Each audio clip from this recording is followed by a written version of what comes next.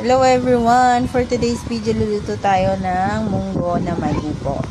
So, karamihan kasi yung munggo na merong dahon ng ampalaya or malunggay.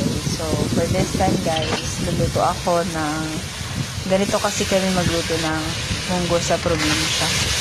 So, iba-iba yung sahog. So, this time, upo naman yung lulutuin ko. Na-miss ko kasi yung upo, guys. So, anyway, yung upo pala is, ninamas ko siya sa asin para maglasa siya hanggang sa tubig siya, guys.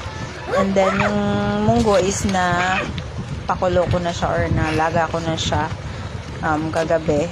So, mabilis na lang. And then, nilagyan ko pala yan ng maliliit na isda and yung toyo. So, yan guys. Ang sarap. Yummy. Lunch time na.